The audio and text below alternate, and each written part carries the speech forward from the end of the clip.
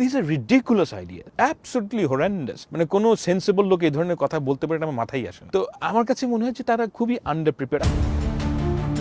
বাংলাদেশ জামায়াতে ইসলামীর ক্ষমতা পরিচালনা নিয়ে সাম্প্রতিক সময়ে নতুন করে আলোচনা শুরু হয়েছে। বিএনপি মহাসচিব মির্জা ফখরুল ইসলাম আলমগীরের জামাতা ও অনলাইন অ্যাক্টিভিস্ট ফাহাম আব্দুস সালামের একটি প্রশ্ন, জামায়াত ক্ষমতায় গেলে অর্থমন্ত্রী কে হবেন, এই বিতর্ককে সামনে এনেছে। তার বক্তব্যের মধ্য দিয়ে একটি প্রচলিত ধারণাই উঠে আসে, জামায়াত রাষ্ট্র ক্ষমতা পরিচালনার জন্য কতটা প্রস্তুত। জামায়াত ইসলাম যদি সরকারে আসে তাহলে অর্থমন্ত্রী কি হবে? আপনি যে কোনো জামায়াত ইসলামের লোককে জিজ্ঞেস, তাদের কোনো প্রিপারেশন নাই। 2001 থেকে 2006 সাল পর্যন্ত বিএনপি জামায়াত জোট সরকারে থাকলেও গত 1.5 দশকে দলটি কার্যত রাজনৈতিক মূলধারা থেকে বিচ্ছিন্ন ছিল।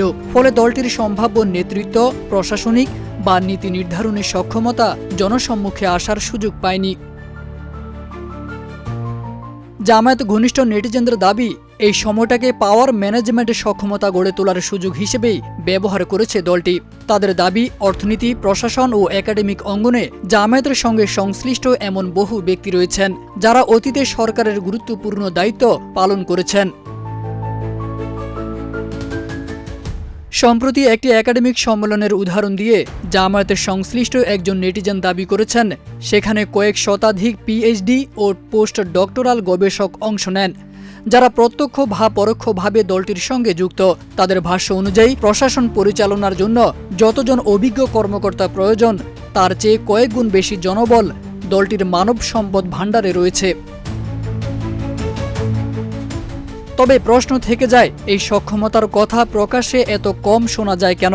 রাজনৈতিক বিশ্লেষকদের মতে দীর্ঘদিন ধরে জামায়াত নামটি সামাজিক ও রাজনৈতিকভাবে একটি ট্যাবুতে পরিণত হওয়ায় দলটি সচেতনভাবেই অনেক মুখ সামনে আনেনি। আশঙ্কা ছিল প্রকাশ্যে আসা ব্যক্তিরা পেশাগত বা ব্যক্তিগতভাবে ক্ষতির মুখে পড়তে পারেন। বিশ্লেষকরা বলছেন, জামায়াত আদৌ ক্ষমতা যাওয়ার মতো প্রস্তুত কিনা এই প্রশ্নের উত্তর কেবল দলটির অভ্যন্তরীণ দাবি দিয়ে নয়, বরং রাজনৈতিক পরিবেশ, গণতান্ত্রিক সুযোগ এবং জনগণের রায়ের মাধ্যমেই নির্ধারিত হবে। তারেক আজিজ খান, প্রজন্ম 24।